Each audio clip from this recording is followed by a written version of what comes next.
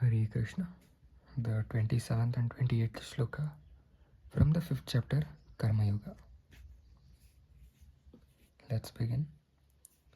Sparshan kritva bahir bahyams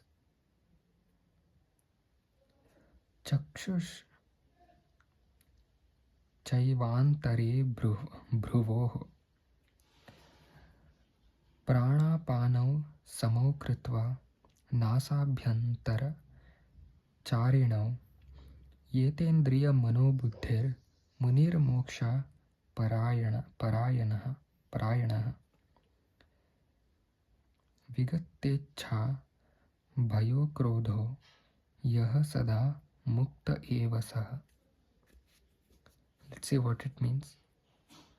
Shutting out all external sense objects, keeping the eyes and vision concentrated between the two eyebrows, suspending the inward and outward breaths within the nostrils, and thus controlling the mind, senses, and intelligence.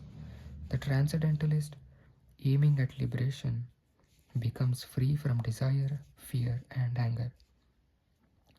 One who is always in this state is certainly liberated. Purport: being engaged in Krishna consciousness, one can immediately understand one's spiritual identity, and then one can understand the Supreme Lord by means of devotional service. When one is well situated in devotional service, one comes to the transcendental position, qualified to feel the presence of the Lord in the sphere of one's activity. This particular position is called liberation in the Supreme. After explaining the above principles of liberation in the Supreme, the Lord gives instructions to Arjuna as to how one can come to that position by the practice of the mysticism or yoga known as Ashtanga Yoga, which is divisible into an eightfold procedure called Yama, Niyama, Asana, Pranayama, Pratyahara, Dharana, Dhyana, and Samadhi. In the 6th chapter, the subject of yoga is explicitly detailed, and at the end of the 5th it is only preliminary explained.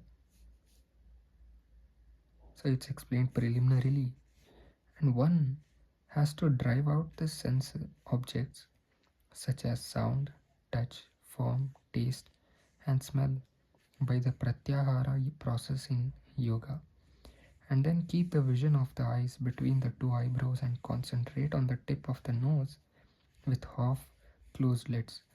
There is no benefit in closing the eyes altogether, because then there is every chance of falling asleep. Nor is there benefit in opening the eyes completely, because then there is the hazard of being attracted by sense objects.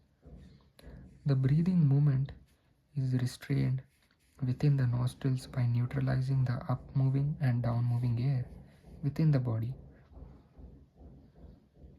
By practice of such yoga, one is able to gain control over the senses, refrain from outward sense objects, and thus prepare oneself for liberation in the Supreme.